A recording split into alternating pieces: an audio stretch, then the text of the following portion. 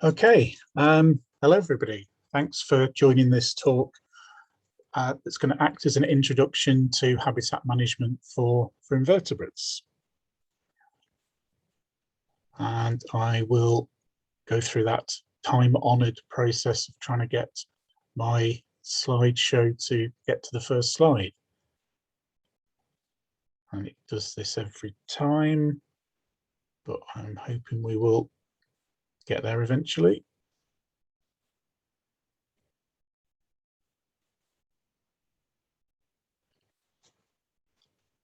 Yay. And off we go. So what we're going to cover in this session, we're going to have a look at the characteristics of invertebrates and the life histories and lifestyles which affect their habitat requirements.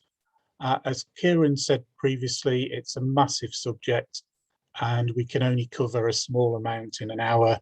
And so I've gone for three distinct habitat types: lowland heathland, mostly dry lowland heathland, woodland rides and brownfield sites for this session. And within those, we'll look at some of the specific niches, some small habitat features and some very specific requirements of the species that live within those habitats. We'll look at some examples of opportunities provided by people, machinery, livestock, and a chance within these habitat types to look at a number of case studies of hopefully interesting invertebrates. Firstly, a little bit about myself. Those of you who've signed up to other courses I've done, this is a slightly different version of that opening slide. My background is in habitat management before I got involved with citizen science and then entomology. I ran a consultancy for 13 years back in the 1990s and 2000s, where I carried out quite a bit of habitat management work for what was then English Nature, again, what was then the Countryside Council for Wales, a number of county wildlife trusts, a number of local authorities and charities like Butterfly Conservation, etc. So that gave me a good background in conservation. I then worked for the FSC as a project officer between 2006 and 2015. I think I felt at the time that my bones were getting a bit achy for all the lugging around that was involved in habitat management. And then I currently work for Natural England in citizen science. I've been involved in entomology for a long time now. First as a freelancer for government agencies and a variety of other clients. In my spare time, I co-run the UK Cranefly recording scheme. I'm the national verifier for iRecord for craneflies, and I've recently named 23 new cranefly species to science from Cameroon and Corsica, and it seems as though I'll only ever get to work in countries that begin with a C. And I once saw a slug eating a chip. Okay, so let's have a look at some of the features of invertebrates that impact on habitat management and why we need to manage habitats in a certain way. So most invertebrates have annual life cycles, and many have more than one generation per year. So they require a constant availability of suitable breeding habitat. They're really sensitive to ecological change and climatic conditions, and therefore they're really good indicators. Insects in particular have complex life cycles, so they may have aquatic larvae and terrestrial adults. They could have saproxylic larvae, and then as adults live in open woodland clearings where they need flowers, or potentially on sunny slopes in the summer, and in thick tussocky vegetation in the winter, in which they hibernate. So there are all sorts of different things going on that we need to keep an eye out on as habitat managers. For many insects, activity depends critically on body temperature. Very small insects can form with the temperature of the air around them. Basking is a strategy insects use to heat up to the required temperature to fly or do the things they need to do. Leaves, for instance, we've all seen insects basking on leaves. The leaves are taking in heat radiation from the sunshine, and that can warm the canopy considerably and make it several degrees higher than the air.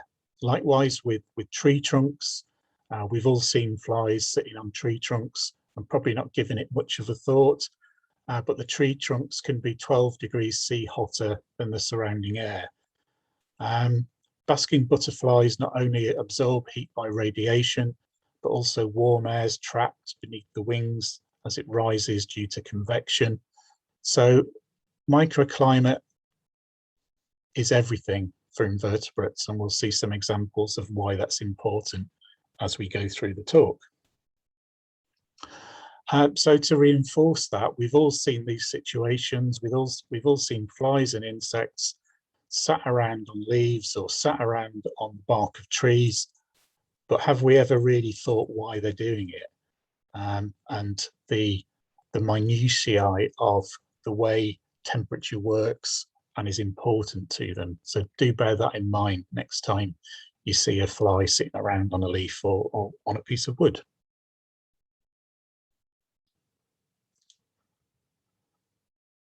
And we are getting a delay again in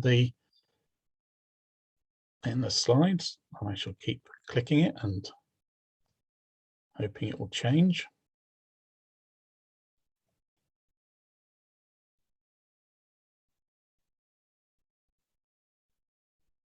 Because the last thing I want to do today is to have to do the PowerPoint as a recording, because I'm going on holiday as soon as this is over. It might be, Pete, that you need to click back inside the window. Sometimes that impacts whether it will go on or not.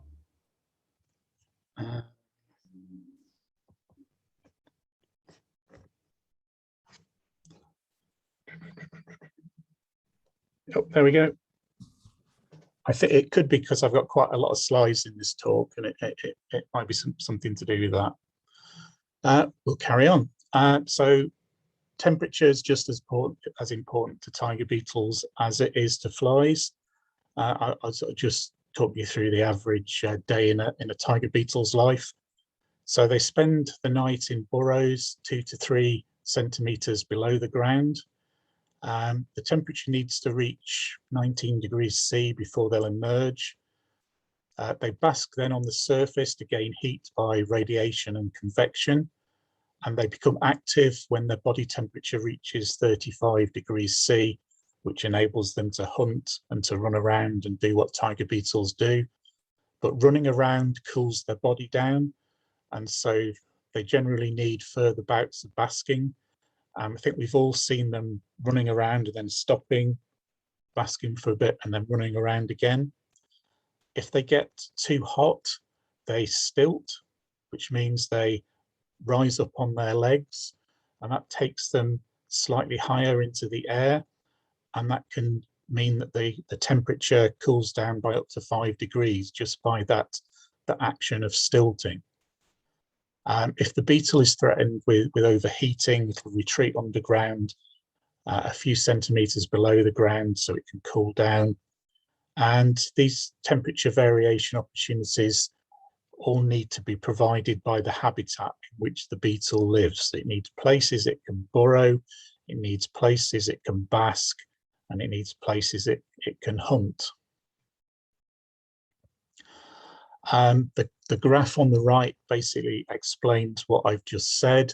So the red vertical bar is 35 degrees C, which is the temperature that the beetle needs to become active. The starting point on the left, the first red star, is 19 degrees C when it starts to emerge from its burrow, and the stilting behavior will take the temperature down by 5 degrees and enable it to cool down and not overheat. So as well as temperature, there are a number of other habitat influenced features. Humidity is really important. Humidity influences sugar concentration in nectar, the availability of pollen. It influences when plants do things. Many insects have issues maintaining an equilibrium with atmospheric water pressure, and that's really important to small insects and invertebrates. If that balance is broken, if the humidity gets too high, it can seriously affect how insects behave. If it gets too low, the invertebrates can suffer desiccation and dry out. Some invertebrates have strategies against that. So, for instance, the groundhoppers that produce cuckoo spit, that enables their eggs and young nymphal stages not to dry out. So humidity is really, really important. As is wind, flow and direction. Shelter from the wind is really important for flying insects, particularly those that form mating swarms. We've all seen these occur in gardens and woodland edges, often next to trees because of the shelter aspect. Earlier in 2020, I did a little bit of work on a reserve called Clayhanger SSI, which we'll see a little bit later in the talk as well. And I found two groups of crane flies of different species swarming at different heights. The first species flew about 30 centimeters off the ground. The second flew about 1.5 meters off the ground. And as I was sort of walking past, the wind was dropping, the sun was coming out, temperature was increasing, and the swarms, excuse me, were forming in front of my eyes. I was able to take a sweep of the net through both swarms and work out what they were before letting them go. But it shows you that the conditions that each species need are unique and dependent upon wind direction, heat, and the way the habitat is managed. Dispersal is also important. Many invertebrates have very limited powers of dispersal, and so connectivity of habitats can be really important. In this case, for example, the Adonis blue butterfly requires really specific conditions. It doesn't travel far as an adult, only a matter of meters to where it was hatched and where potentially they lay the next batch of eggs. So in this case, the overall aim is to maintain substantial areas of unimproved grassland turf in the height range of 1 to 4 centimeters for most of the year, allowing plants to flower in abundance. The need for short grazed areas is really critical in later on in the summer for use by the second generation of adults, and earlier in the year, slightly longer vegetation up to 8 centimeters might be tolerated. So really specific conditions for a species that doesn't disperse very well. A lot of these species are pretty picky. And that's some of the challenges we face as habitat managers of how we manage these habitats to allow these species to thrive. Okay, we'll move on to the first habitat type that we'll look at in depth today, and that's the dry heathland, lowland heath.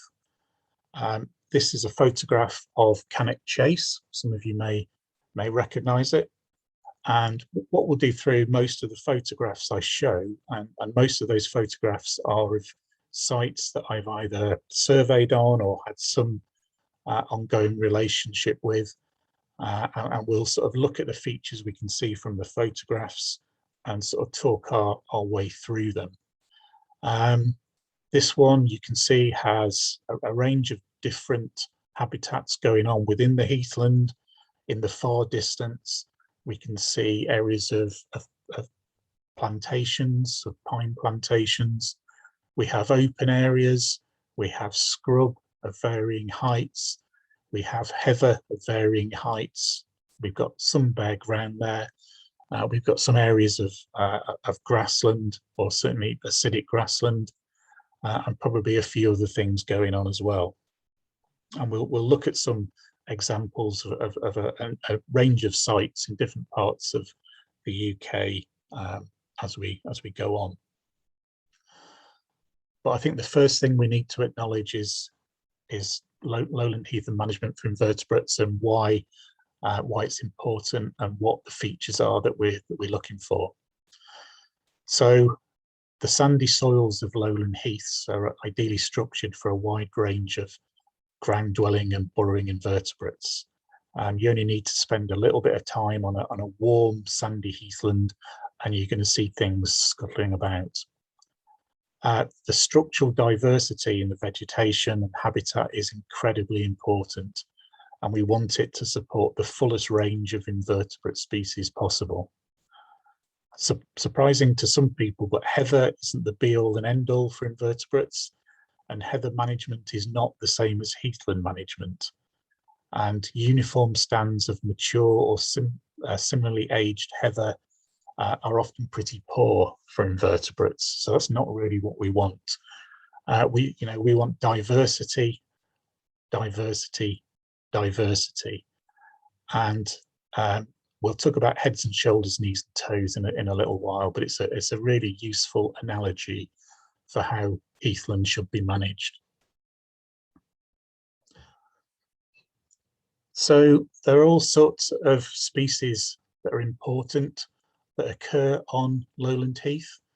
I know this is slightly outdated, being the BAP species list rather than the section 41 species list, but I think it shows what I want to get over.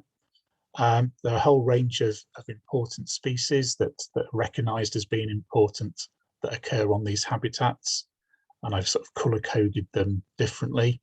So you can see there's a chunk of aculeate Hymenoptera that start off the list with the ruby-tailed wasp and ends with the shrill carder bee. We then move on to beetles. There are a number of beetles listed there. We shall meet the Heath tiger beetle a little bit later, and we'll also meet the 10-spotted pop beetle a little bit later in this presentation as well. There are a few species of flies. We spoke about the Heath bee fly in one of my previous talks and decided it was a rather pretty thing. There are a couple of grasshoppers and crickets of Orthoptera that are important on lowland heathland.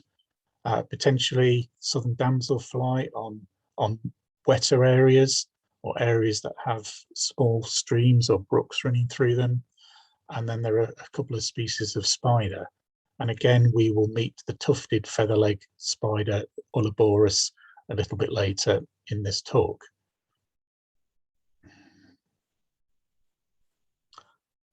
So ideally, habitat management should maintain a pattern of traditional heath management, attempting to retain a mosaic of vegetation types. And it's this word mosaic, which is really, really key for an awful lot of habitat management, irrespective of the habitat that you're looking at. Without this type of management, heaths can rapidly become colonised by bracken, scrub or woodland. Having said that, we really want some scrub, and woodland isn't always a bad thing, but we don't want it to become so uniform in age and class that many of the species that are the specialists lose their niche. So ideally, we should have some or all of the below categories within a heathland. We want some bare ground.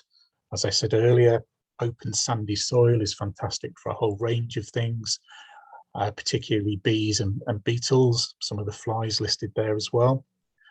We want some areas that are dominated by mosses and lichens that provide a little bit of cover. We want some low herbs on disturbed ground. We want some grass. We want some dwarf shrubs of a range of ages, some scattered shrubs and trees. Ideally, we'd like some flower-rich areas that are not too far away. Otherwise, the species that live on the heathland have to travel quite a distance. to find those nectar and pollen supplies. And importantly, we want transitions to adjoining habitats so that they become linked together. Heads and shoulders, knees and toes, and indeed knees and toes, as the song goes. Have a look at this photograph, and it pretty much sums up that song lyric. So basically, when we're managing Heathland, we should be aspiring to all those different services and a mosaic across a landscape. So in terms of heads and shoulders, we've got shrubs and scrub, probably more in the background than in the foreground of this photo. We've got plenty of sort of knee-high vegetation in there. We've got sort of ankle and toe-high vegetation, and I suppose toe-high is pretty much tantamount to bare ground as well. So a good selection of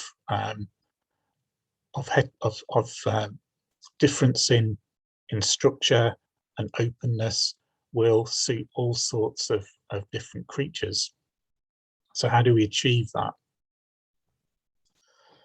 Well, grazing is undoubtedly the most preferable method of management for heathlands, with cattle often producing the best results. On this particular site, you can see there are a few cows. I'm not entirely sure which breed these are. If cows are your thing and you recognise this breed, do share it with us on the chat.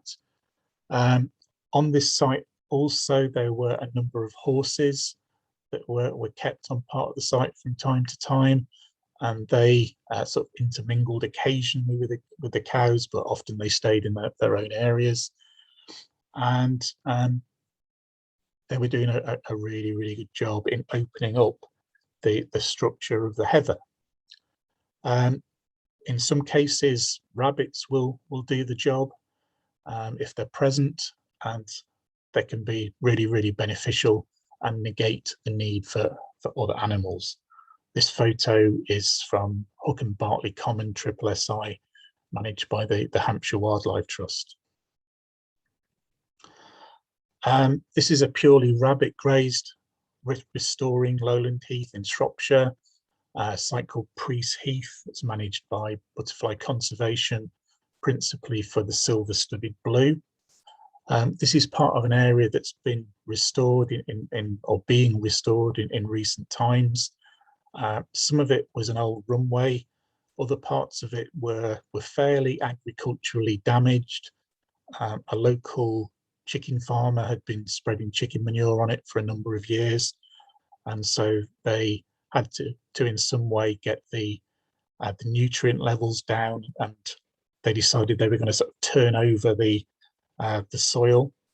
And several years later, the heather has started to come back, but you can see again within that photograph the areas of bare ground, and this is where the rabbits come in. They sort of nibble away, and you come across regular areas where there are lots and lots of rabbit droppings. So they're keeping that area open. The bare ground is acting as a fantastic basking opportunity for the aculeates and various other things that live and feed on that habitat. There's also areas of sheep sorrel there. So when we visited a few weeks ago, there were lots of small copper butterflies flying around. But you can see also in the distance, there's taller vegetation around the edge of the heathland areas, providing structure. And beyond that, you can see a transition into trees, and then actually onwards into a more agricultural landscape. So really good bit of restoration there. Initially by turning the ground surface over, and then by time, with heather coming in from local sources. Often machinery is a good way of carrying out management. I've got 3 examples from the same site coming up. This is Thursley Common in Surrey. Some of you may know the site. It's one of the more famous heathlands in England. And when you talk to the site manager, James Giles, he uses quite un-PC language to describe the effect he wants with his tractor drivers. And he says basically this: imagine I'd given you a bottle of whiskey before you started driving your tractor around to do the management. You'd very likely be weaving all over the place. That's the approach I would like you to take. And he sets his tractor drivers off, and they weave around the area that he wants to manage, cutting the heather down, opening up new areas, and they just sort of randomly go off and drive around. And sort of constantly doing that year on year in different areas opens up the site. It brings different structure. In this immediate photo, you can't see an awful lot of bare ground, but there's plenty on the site. There's certainly areas just the other side of the tractor that were cut previously. You've got some scrub there.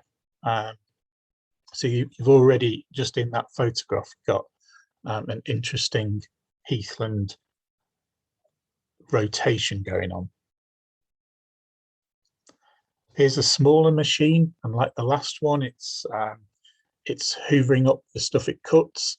So this one is put in little discrete areas to open up, and you can see the effect it's having. It's taking that vegetation down a few inches from the more mature heather beyond it, and then beyond that you can see there's some areas of gorse and birch.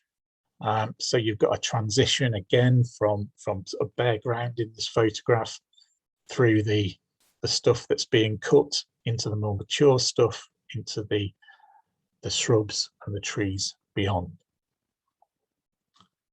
And then finally, from this site at Thursley, another different type of machine that's tractor based, that sort of flails the heather and cuts more sort of regular tracks in areas. The good thing about this machine is it can be angled, so it can also tackle banks like the one on the immediate left, if there was the requirement to do that. Again, in this photograph, we've got a whole range of different substrates. We've got some open ground. On the left-hand side, you can see a bit of bare ground. You can see the cut areas, the uncut areas, some small shrubs, some larger shrubs, and then trees into the distance. So a whole range of habitats going on here, and that mosaic is being constantly created. One of the problems with Thursley, like a lot of other lowland heathland sites, is they catch fire very, very readily these days. Burning traditionally was one of the methods that was used to remove some of the deep litter from unmanaged lowland heaths to open up that structure. But as a heathland management method these days, it's sort of largely stopped in the lowlands. But there are still lots of fires, and most of these are either accidental fires or deliberate arson, and can be terribly damaging. Fire management is definitely still used in the uplands on some of the moorland sites and the upland heathland sites, often for grouse management. Unfortunately, that has all too often damaged blanket bog as well. Trees on heathland, it can sometimes seem odd to allow trees to mature on heathland, but there are sometimes good reasons to do that. There are plenty of mature birch trees on the lowland heath on the Cannock Chase AONB, and quite an uncommon species, the Welsh clearwing moth, takes advantage of that. It's only when the trees get to a really sort of veteran stage for birch that they become usable by the Welsh clearwing.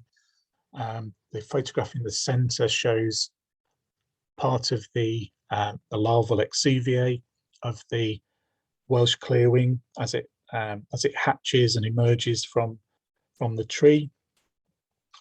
Numbers of Welsh clearwing are really impressive on Cannock.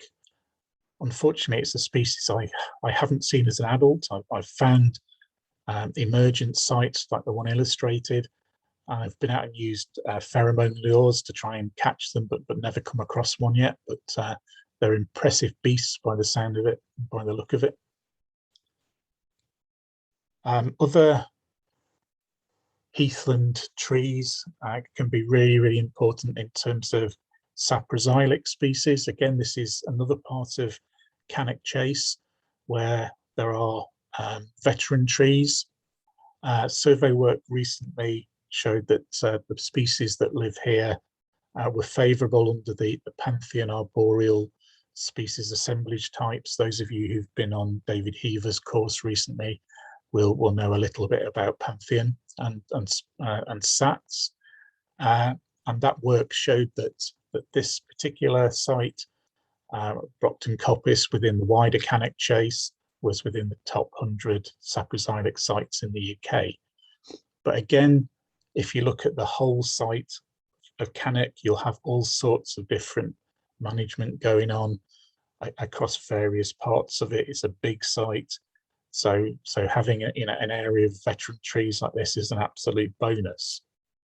And you can see that around the veteran trees are far more younger birch scrub and trees, probably sort of 30, 40 years old, that are sort of guarding the ancient veterans, as it were. I wanted to mention the 10 Spot Pop Beetle. Although I was originally going to just talk about dry heathland habitats in this talk, because it was on that back list, I thought I'd sneak this in. It's a wonderful little beetle, and there it is illustrated on the right hand side, yellow and black with 10 spots on it. I was very lucky to see this species at its only remaining English site at Wimbury Moss in Cheshire, about 20 years ago, 25 years ago, when I was doing some work there. The work wasn't on the pop beetle. I was doing some other survey work, but happened to find it. And I found it on this bit of willow scrub at the edge of the bog. That may not sound particularly sort of remarkable, but I revisited the site 25 years later. And while I happened to be there, it was that time of year that the beetles are around. And I thought, well, I wonder if I can find where I found them 20 years ago. And that bit of the site hadn't really changed at all in that time period. And I went back to the same place and I found the beetle exactly where I'd found it 20 or 25 years previously, at sort of head height, just sort of basking on a leaf like that, which I thought was a pretty amazing thing. And it shows you that you do really need to have a connection with time when you're managing sites. It would be very easy for somebody else to come in and cut all that area of willow scrub down, thinking it's invasive scrub and it shouldn't be on a bog. But actually, it's really important for this very rare species. It currently only occurs in 2 sites in the UK, one in Scotland, one in England. The Scottish population hasn't been found for some time. So this site is potentially the last site it might occur on. And if you're managing a site, then you really need to know that.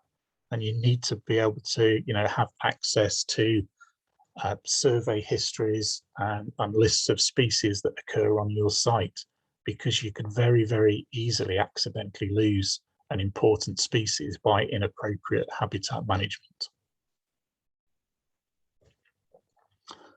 Okay, so the next half a dozen slides or so are all part of one heathland in the West Midlands called Chasewater SSSI. A big part of it was restored from an old colliery. This is one part of it. And if you were to view this in isolation from the rest of it, you'd probably want to be taking some action pretty quickly, because all the heather is pretty much of a uniform age and size.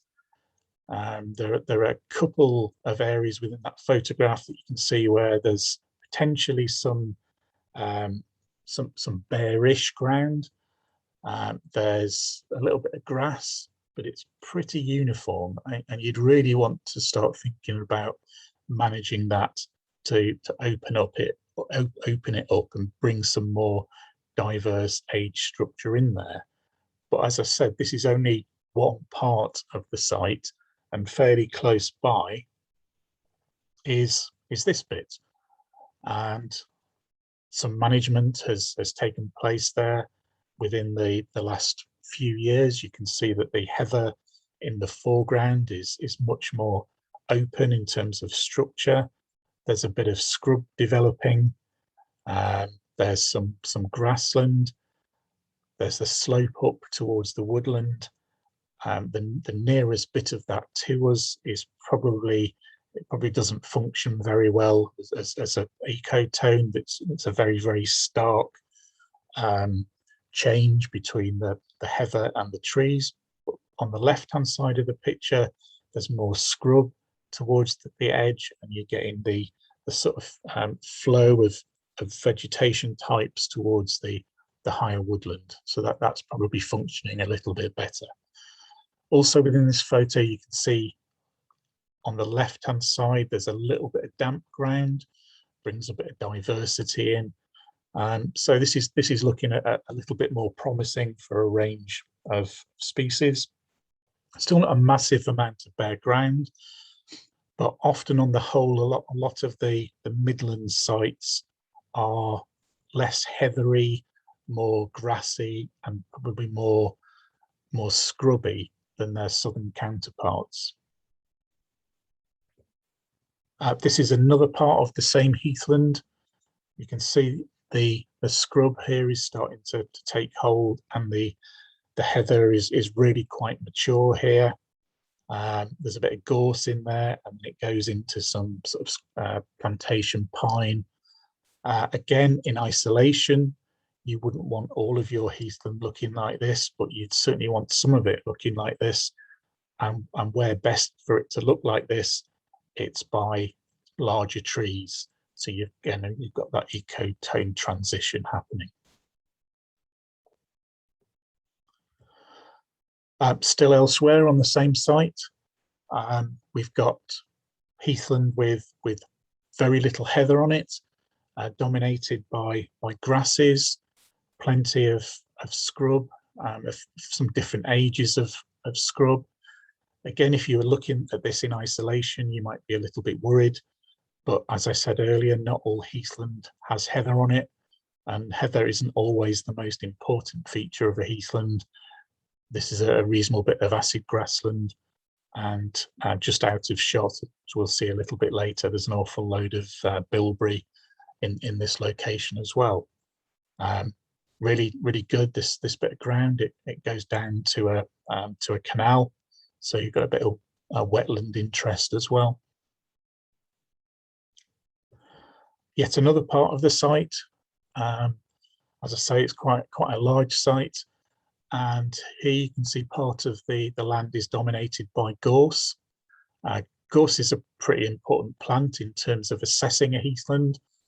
Some of the species that occur in the specific assemblage type for heathlands are listed on the Pantheon high fidelity list. But you can see that there's been some habitat management carried out here. Some scrub has been taken out. Some of the gorse has been cut back and opened up, and actually they've separated out into two areas of gorse where they've been in with machines and opened it out. So cutting gorse every now and again is a good idea. You don't want it to dominate.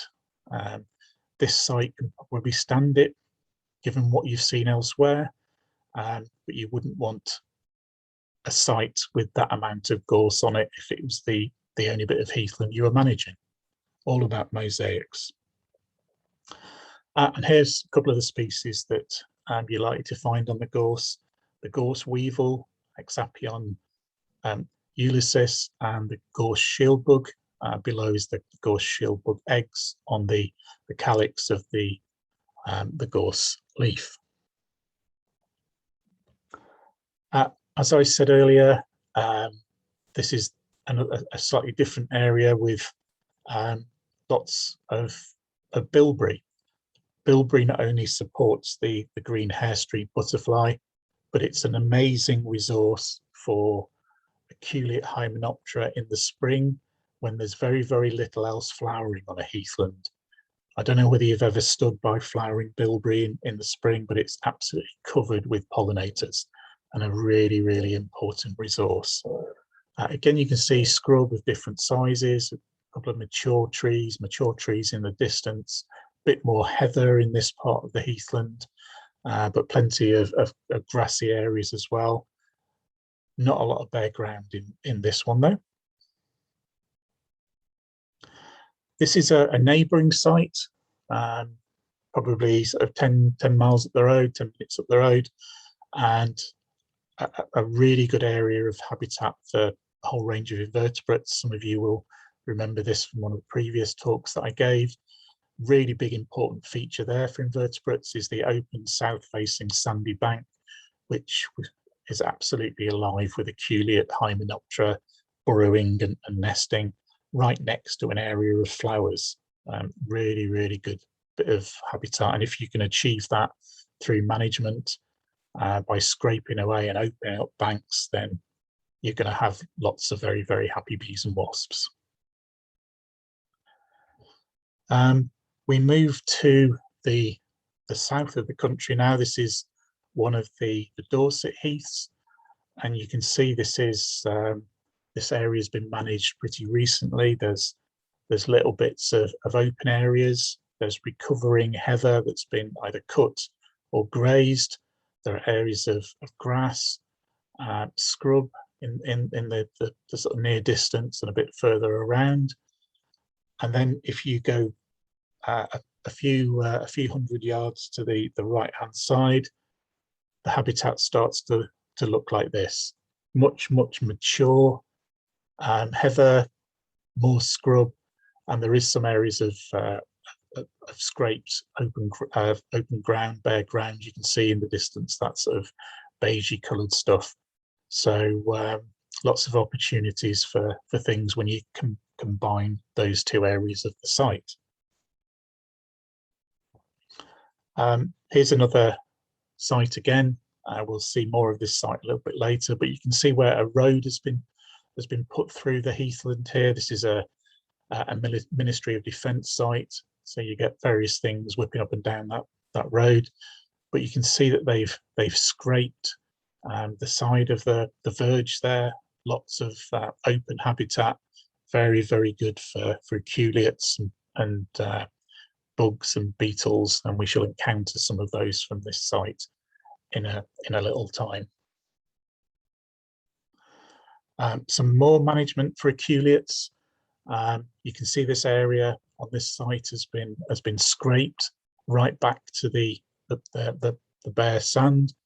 Wonderful substrate there, absolutely full of all sorts of aculeates, and lots of breeding holes. This is south facing. That's the key to this sort of management.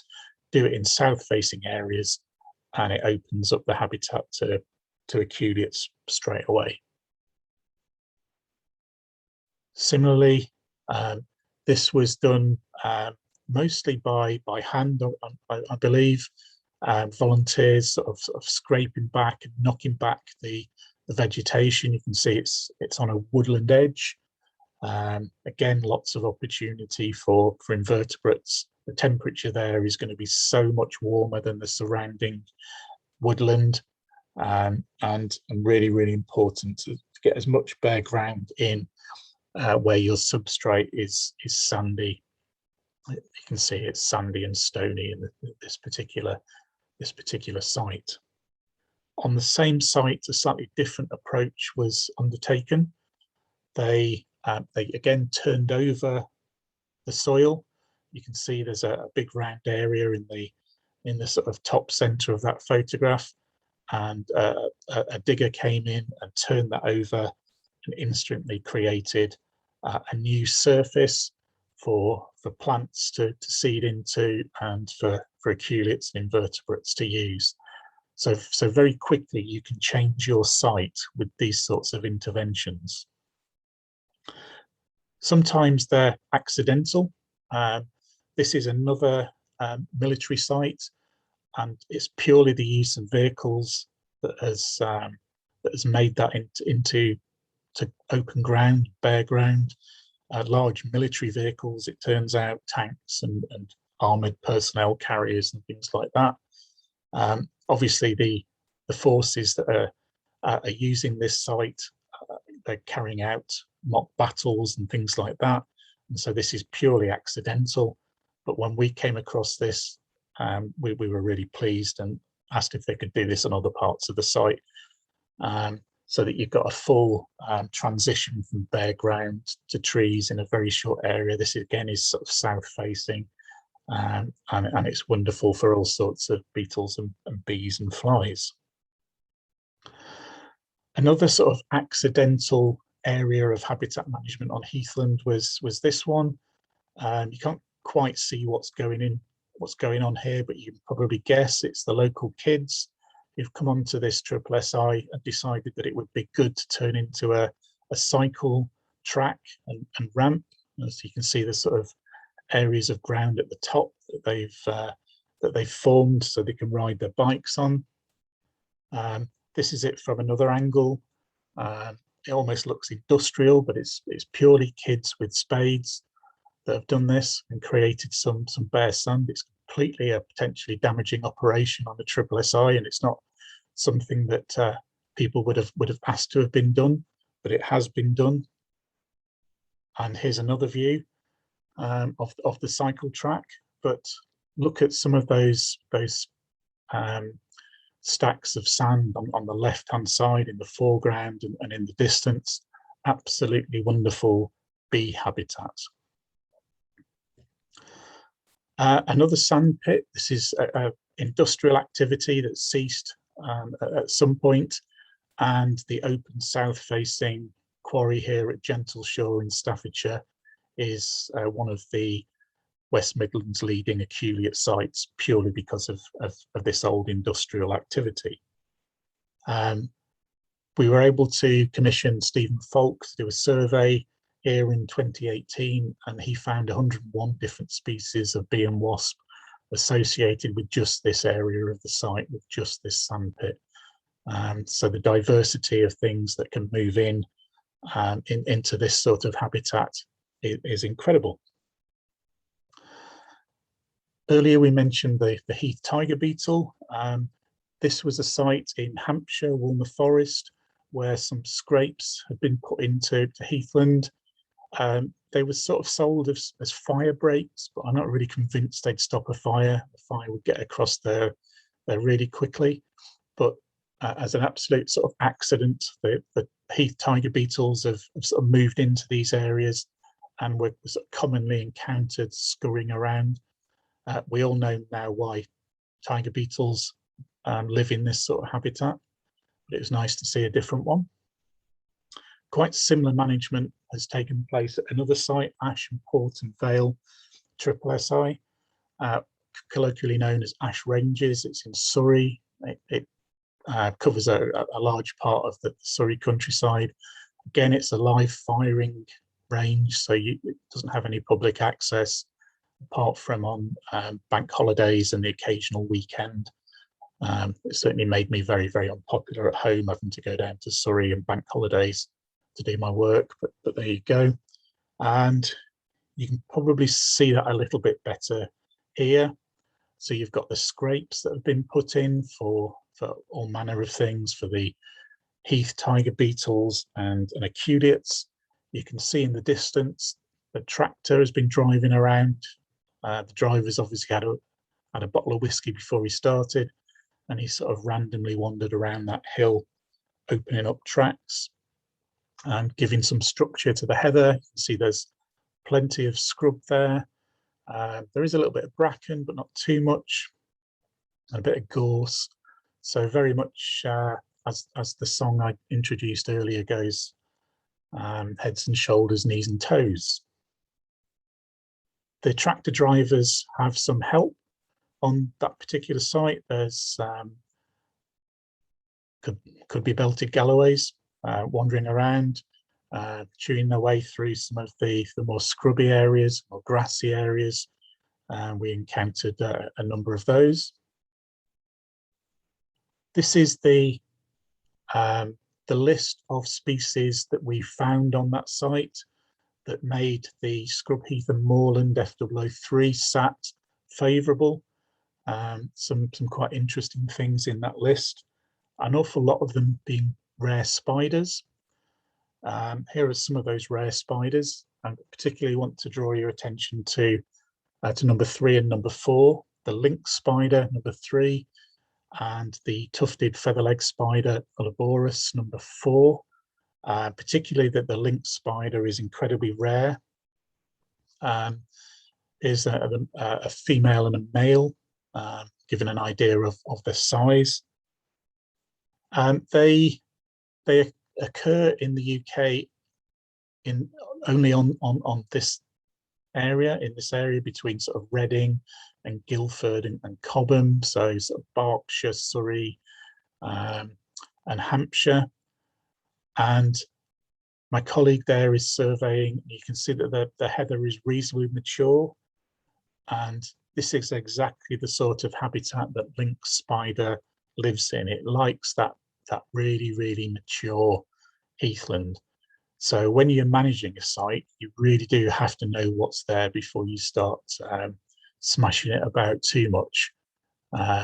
Do leave some mature areas, because there might be things that rely on that habitat, and in this case something incredibly rare. This is one of the Dorset sites. Again, you can see it's been opened up a bit. It has a lot of vehicular use, military use again. You've got a range of structures going off into the difference with scrub and a variety of different types of heather and grass, and there's bare ground. So a pretty good site, and that's also aided by these chaps, the longhorn cattle. And you can see the effect of where they congregate. There's areas there that they've stamped around on, and the results of their grazing has been deposited, and they really do start to open the structure up on these sites. And finally, for Heathlands, a really good sort of ecotone transition along this track. You can see that there's bare ground. You can see that there's mature heather, immature heather, and scrub, gorse, and going into trees. And this is the sort of mosaic that you really want across your site.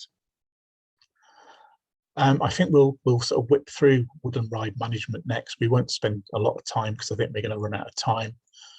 But woodland has the richest invertebrate fauna of any habitat in Britain, due to the longevity and history of the habitat and its fauna abundance and the complexity in structure. The fauna of woodland rides has often survived better in woodlands converted to commercial forestry than unmanaged woodlands, which might be a surprise to some people. But many woodland species are really poor colonizers, and so once they're lost, they may not recolonize. Woodland ride fauna consists of a range of different types of invertebrates, those associated with woodland, deadwood species, scrub species, but also grassland species. And that's illustrated here at a site that I recently surveyed. You've got the sort of deadwoods cranefly there, Epiphragma. You've got Rosel's bush cricket, which is grassy habitat. The purple emperor is an arboreal species. And then you've got the final photo on the right of the bonking beetles that you find on umbellifers in flowery places. So a sort of combination of all those sort of habitats in woodland rides. This is the sort of classic image from the Peter Kirby book from 1992. I think we've probably all seen this or something very similar to it in other textbooks. And this is what we should be aiming for really in woodland rides, starting with the sort of grassy centre, and then small shrubs, and then that transition into larger trees as we go further back. That's also illustrated on the right hand side, but we need to be aware of making sure we provide scallops and glades, so we prevent the wind tunnel effect in this case. Here are a few considerations we need to have. These next few pictures are all from woodlands around the Chilterns that have some interesting species in them, particularly black hairstreak. Here you can see the adult and the eggs, which occur on blackthorn. You've got a bit of a transition going on there. Nice, sunny, relatively wide rides that are relatively species rich. Quite nice. The brown hairstreak also occurs here in the same sorts of conditions. I'll leave you to read that very, very quickly, but I think we invented a new word, which is hair streaking.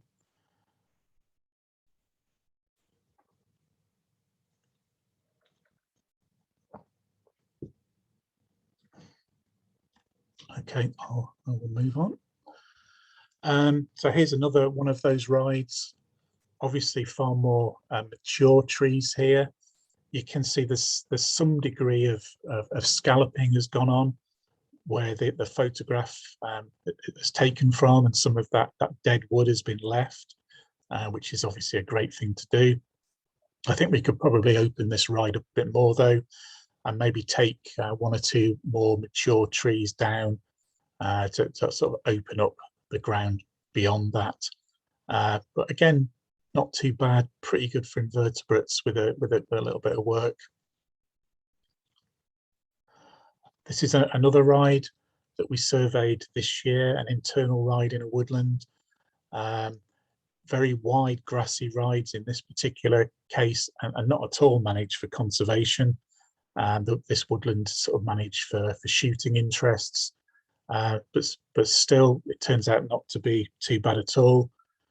Some of the things we found were black hairstreak and hornet moth. In fact, black hairstreak and hornet moth were sat on adjacent leaves along that ride, which is quite interesting. Plenty of orthopteran interest, with 3 or 4 different species, including speckled bush cricket and a whole range of weevils.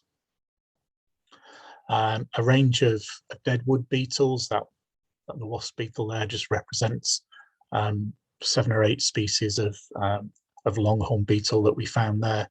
Marbled white on the grassy areas, and a purple hairstreak associated with mature oaks in the woodland. So a range of things that are using different niches along that woodland ride and into the woodland.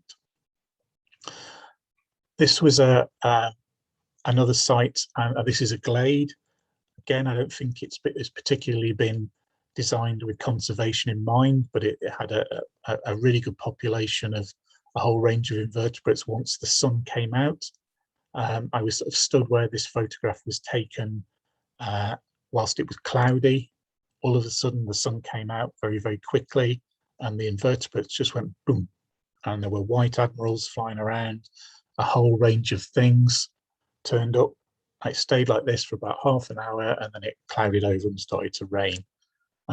So it shows you, even within a ride or a glade like this that isn't traditionally managed with that ecotone transition that we would like, there are still areas that get incredibly warm in sunny conditions. There's bramble, there's a whole range of plants there that are south facing. So even if it's not an ideal glade or woodland ride, it can still be really, really useful. But again, you do need to go out and survey these places before you start mucking around with them. Another quite large glade in a different woodland. Lots of wonderful sunny edges to this one, which were thronging with all sorts of things. Really, really nice sites. Finally, we'll do sort of 10 minutes on brownfield sites, and then we're done. So inverter management of brownfield sites. So brownfields are any piece of land which has been altered by human activity. So that's a sort of a broad description of brownfield sites. They can be very varied, anything from former industrial estates, quarries, spoil heaps, disused railway lines and landfill sites, to disused airfields.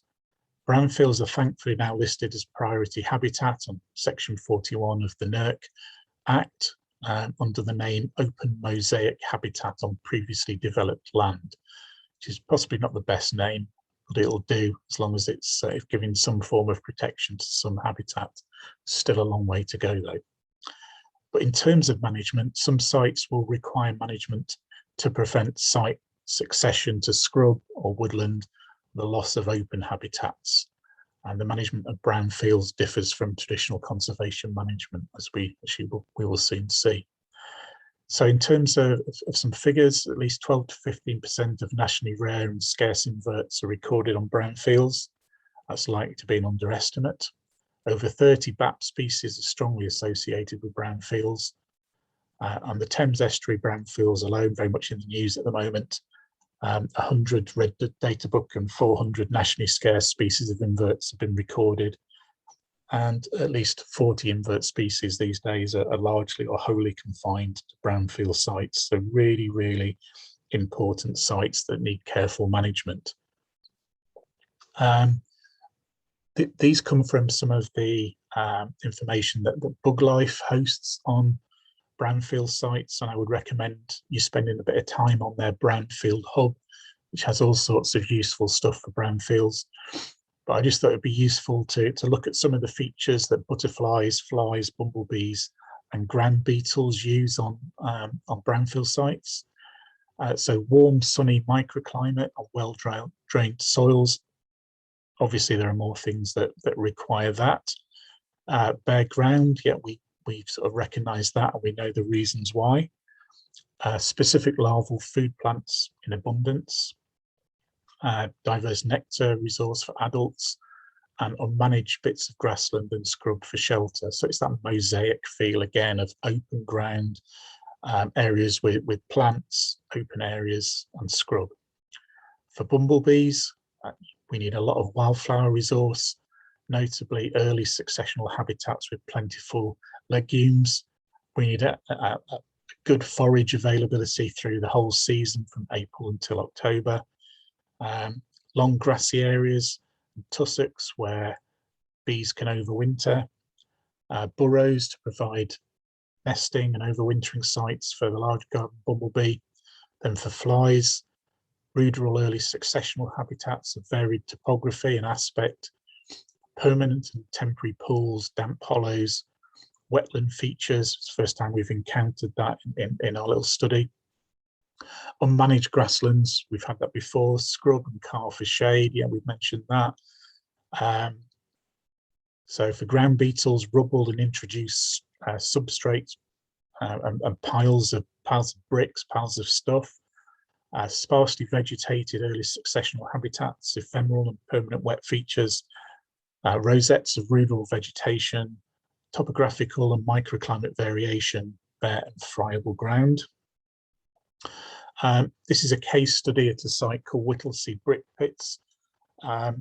Incidentally, it's the site that I visited and met Peter Kirby at a number of years ago.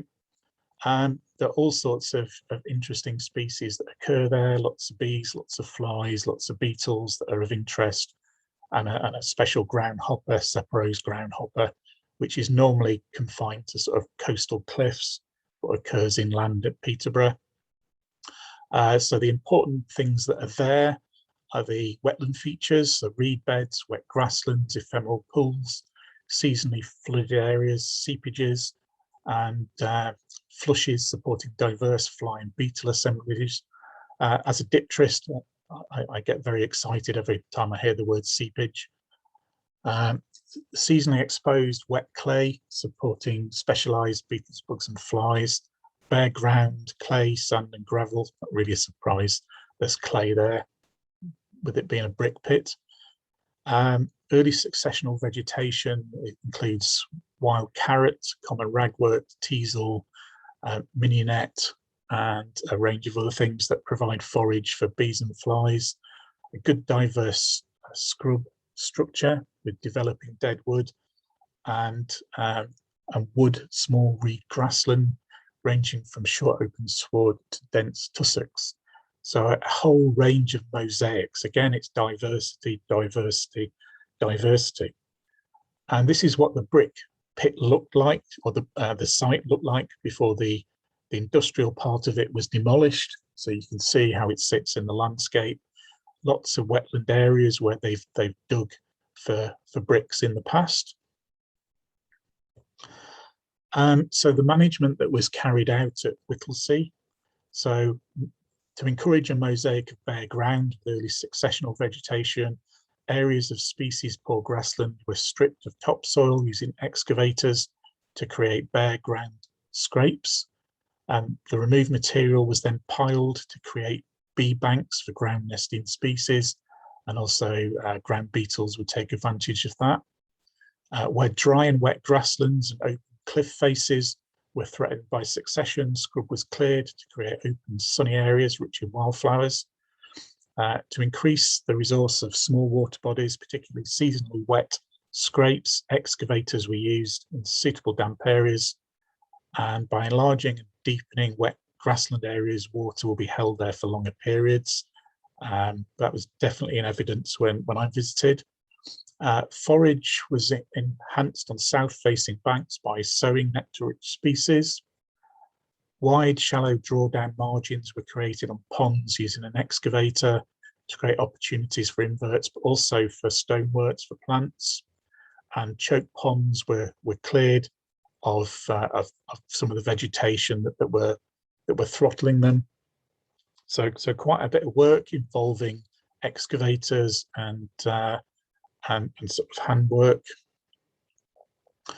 In terms of other sites, I mentioned Clay Hanger earlier. This is a site that has had a range of materials dumped on it over time. You can see that the vegetation sort of struggles a bit to get hold in some of those areas, but where it does, it has those same sorts of species that were mentioned at Whittlesea, bird's foot trefoil particularly, and dingy skipper is found on this site. This is a site called the British in South Wales.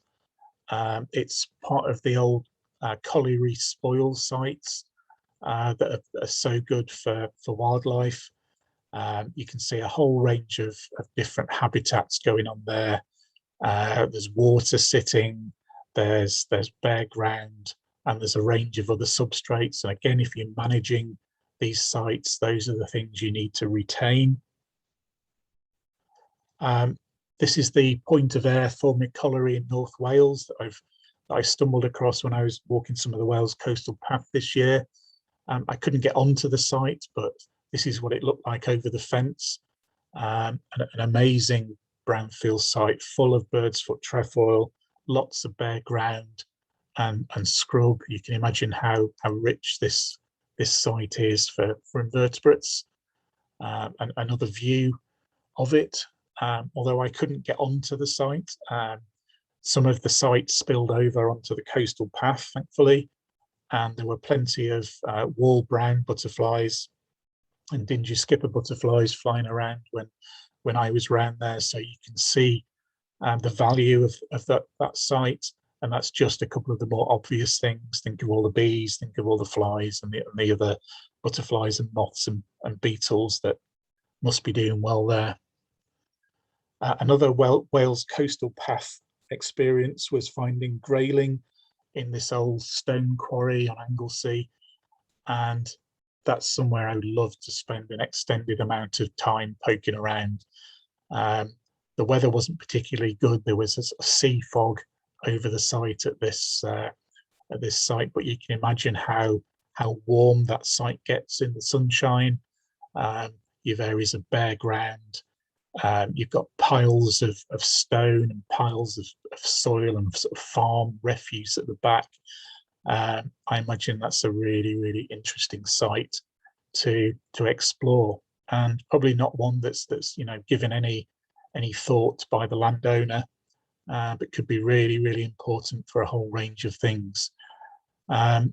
Old quarries, particularly as brownfield sites, can be really, really interesting, but especially if you try and retain some of that type of habitat. Knock it about a bit, I think, is the message for old quarries. And that's it from me. I want to thank a couple of people who've, at very, very late notice, supplied photographs. James Giles from Thursley Common supplied the photographs of the tractors and the management of Heather and Heathland at Thursley, actually on Sunday afternoon. It's very good of him. And Ryan Mitchell supplied the British Brownfield site from South Wales. Thanks very much to Ryan. A little bit further information, obviously, Peter Kirby is the habitat management for Invertebrate God, and produced a book originally in the early 1990s, which was updated in 2013. You absolutely have to have that if you're managing any site for invertebrates. The microclimate and temperature information came out of the book called Insects, Plants and Microclimate, one of the Naturalist Handbook series from 1991. It's a really, really useful book. And pretty much all of the brownfield site stuff, apart from my photos, came from the Bug Life resource that I mentioned, the Habitat Hub for brownfield sites. So please give that a visit. And thank you very much.